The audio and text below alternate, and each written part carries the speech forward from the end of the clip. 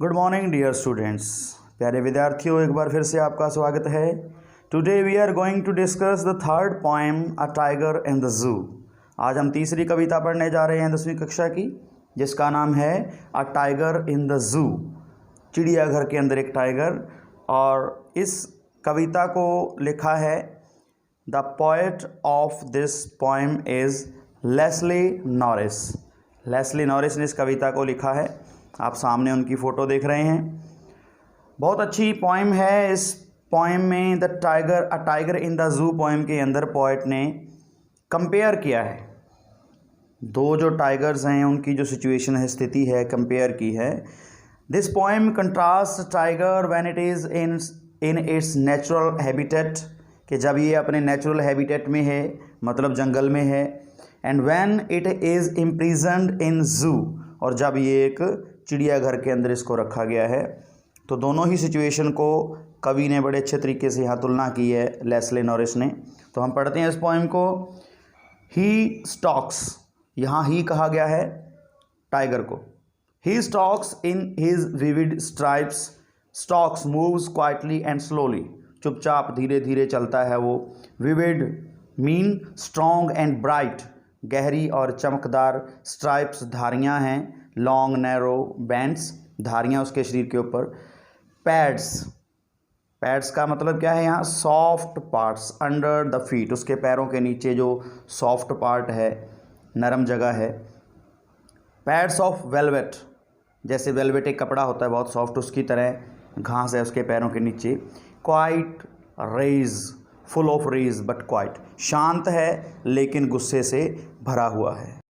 और उस जंगल के अंदर जहाँ उसको होना चाहिए था, उसकी बजाय वो एक चिड़ियाघर में पिंजरे के अंदर है और अपने गुस्से को दबाए हुए उस पिंजरे के अंदर चक्कर काट रहा है। He should be lurking in shadow, sliding through long grass near the water hole where plump deer pass. Poet क्या कहता है? He should be lurking in shadow, कि उसको शुड भी होना चाहिए था, उसको कहाँ होना चाहिए था? Lurking, lying hidden in order to attack. Lurking का मतलब होता है अपने दिमाग में, दिल में एक इच्छा लिए हुए अटैक करने के लिए। अगर इतना खुश होता हो, अगर वो जंगल में होता तो, और अटैक करने के लिए बैठता। कहाँ? Sliding through long grass. Sliding का मतलब होता है मूविंग वेरी स्लोली, धीरे से मूव करता वो। और उस जगह पे वाटर होल्स, जहाँ पानी के झरने, जहाँ पानी है जिस जगह पे इकट्ठा हुआ है, जहाँ पे क्या होता? प्लम्प डियर, यहाँ पे सॉफ्ट नरम जो पशु हैं, जैसे कि हिरन हैं, वो आते और पानी पीते, और वहाँ पे वो बड़ी खुशी से उनके ऊपर अटैक करता।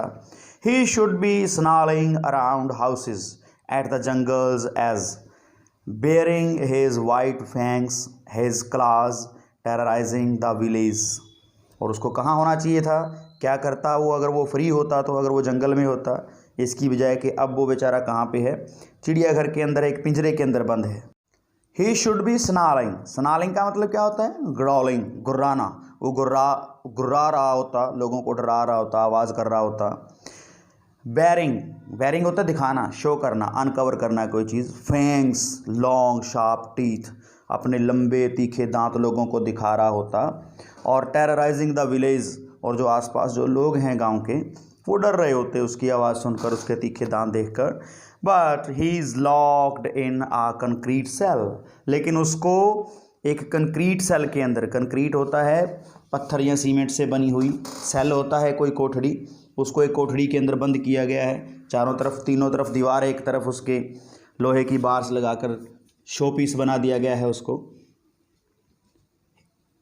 Locked in a concrete cell his strength behind bars, उसकी जो शक्ति है उसको बार के पीछे, लोहे की छड़ों के पीछे, पिंजरे के अंदर उसको बंद कर दिया गया है।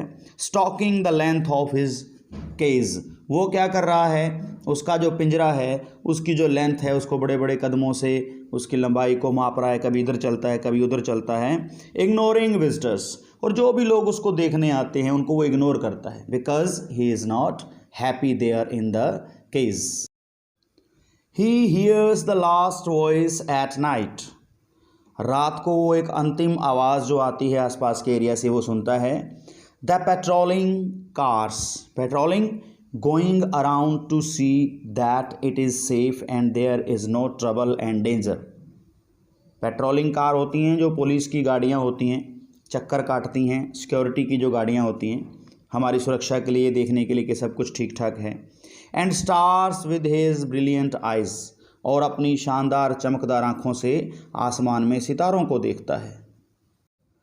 And stairs with his brilliant eyes at the brilliant stars, अपनी चमकदार आँखों से चमक रहे सितारों को देखता है जो आसमान के अंदर हैं, जैसे कि वो उनको ये कह रहा हो कि ये स्वर्ग में बैठे हैं।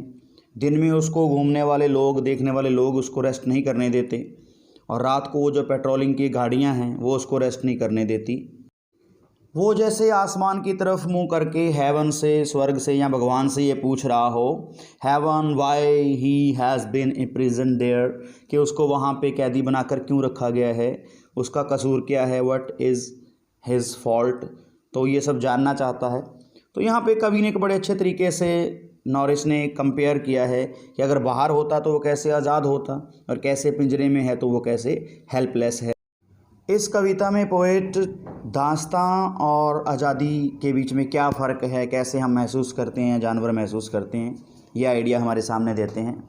And the poet also shows his concern for the animals which are caged just for the sake of entertainment of human beings, कि मनुष्य को अपने मनोरंजन के लिए निर्दोष जानवरों को कैदी करके नहीं रखना चाहिए, पिंजरे में डाल के नहीं रखना चाहिए। ऐसा एक थीम हमारे सामने पेश किया है, और ये बताया है कि वो ह्यूमन बीइंग्स की तरह एनिमल्स भी जो हैं आज़ादी को पसंद करते हैं, और हर जीव जंतु को जो इस धरती के ऊपर है उसको अपनी लाइफ को फ्रीली जीने का अधिकार है। And human being should not interfere in the lives of animals too. सो बड़ी इंटरेस्टिंग पोएम है, आप इसको अच्छे से एक बार फिर सुनेंगे और समझने की कोशिश करेंगे इसका मेन आइडिया। मिलते हैं एक और नई इंटरेस्टिंग वीडियो के साथ। थैंक्स।